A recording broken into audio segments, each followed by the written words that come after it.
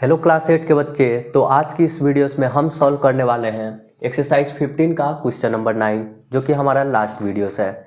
तो चलिए देखते हैं। In the adjacent figure the bisector of angle A and B meet in a point P if angle C 100 degree given है और angle D जो है 60 डिग्री गिवन है। Find the measure of angle A P B. मतलब आपको ये वाला angle निकालना है, यहाँ का एंगल आपको निकालना है। तो चलिए देखते हैं इस सवाल को। तो जैसा कि आपको पता है, sum of all the angles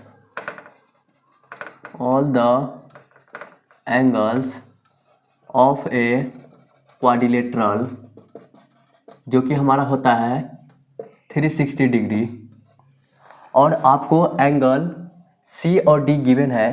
तो यहाँ से हम लिख सकते हैं angle A plus angle B plus angle C plus angle D equal to 360 degree.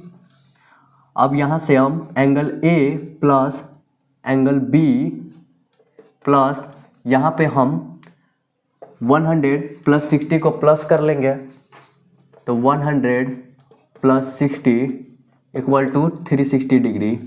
तो यहाँ से हमें angle A plus angle B हमें पता चल जाएगा। यहाँ पे 360 डिग्री माइनस 160 डिग्री कर देंगे तो हमें एंगल ए प्लस बी पता चल जाएगा।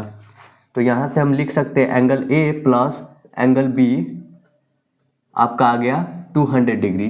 तो इस तरह से हमारा एंगल ए और बी पता चल गया।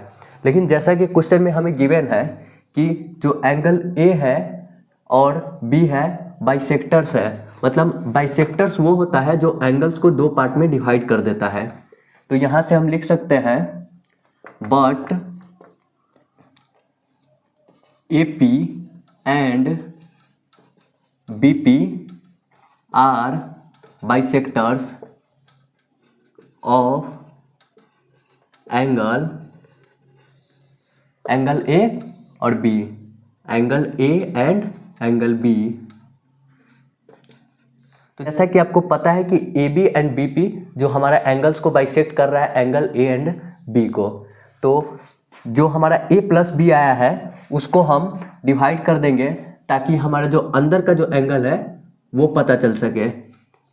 तो यहाँ पे हम लिख सकते हैं क्योंकि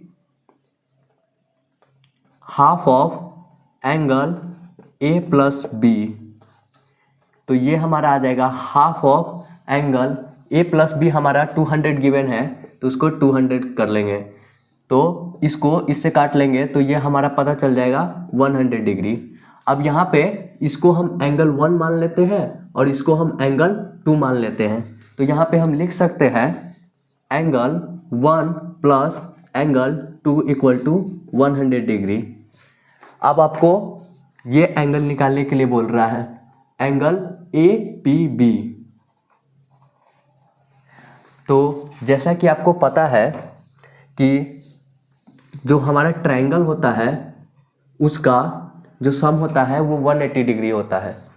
तो यहाँ पे हम लिख सकते हैं in triangle A P B angle 1 plus angle 2 plus ये जो हमारा एंगल P है, angle P equal to 180 degree, और आपका एंगल 1 और 2 गिवन है 100, तो 100 plus angle P equal to 180 degree.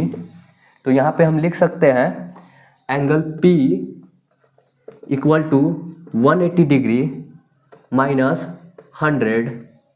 तो इस तरह से आपका एंगल P पता चल जाएगा जो कि 80 डिग्री हो जाएगा। एंगल P पता चल गया तो आप इसे लिख सकते हैं measures of angle A P B equal to 80 degree. तो इस तरह से हमारा क्वेश्चन नंबर 9 भी सॉल्व हो गया। आज की वीडियोस में इतना ही, मिलते हैं अगले वीडियोस में।